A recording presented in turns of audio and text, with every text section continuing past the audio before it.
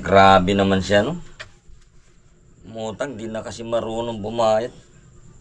Hinihintay ko, inaasahan ko pa naman yung inutang niya. Tatawagan ko siya. Kanina pa nga, no?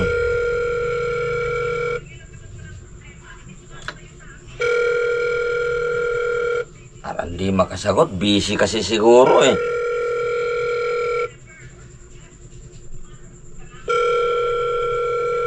Ano ba yan? Hirap. I'm sorry, but the person you called has a voicemail box that has not been set up yet. Grabe naman to.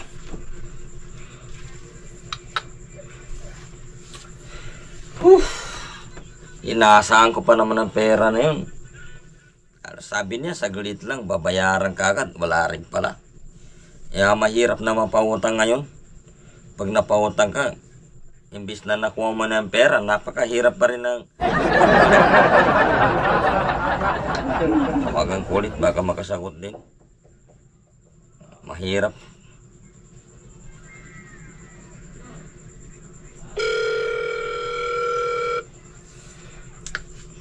Grabe. Sana hindi napapautang ulit. Mahirap pa naman yun.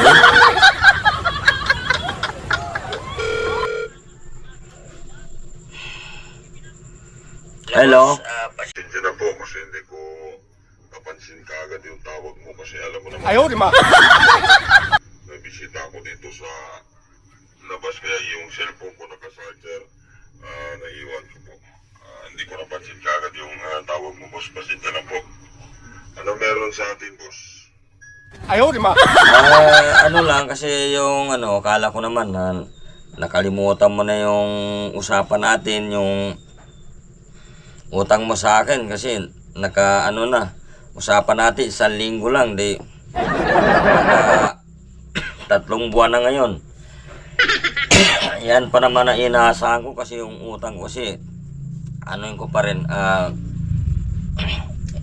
inisingil din ako, meron din ako nahiraman na yan po ang nasabi ko na ibabayad ko, kaya tawag ko ng tawag din sa'yo, hindi ka makasagot, kaya yun, buti nakasagot ka. Okay, boss.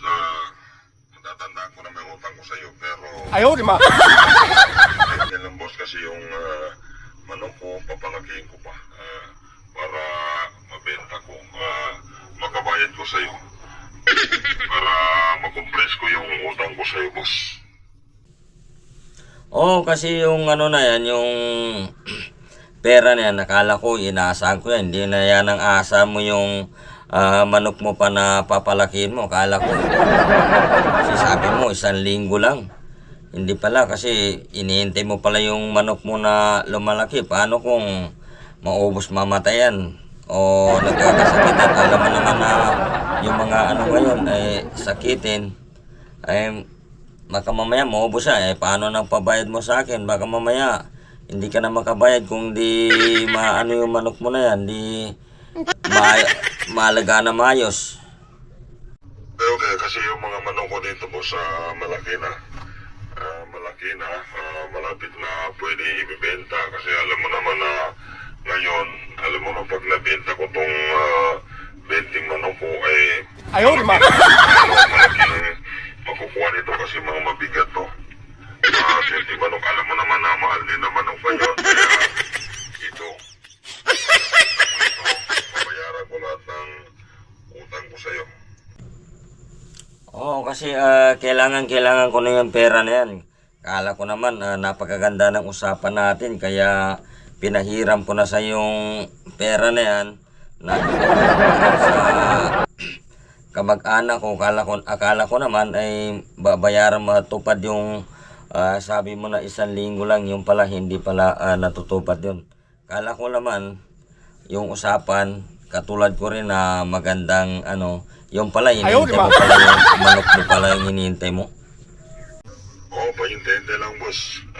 Mabayaran para makompress natin ang mga 1 buwan na. 1 buwan.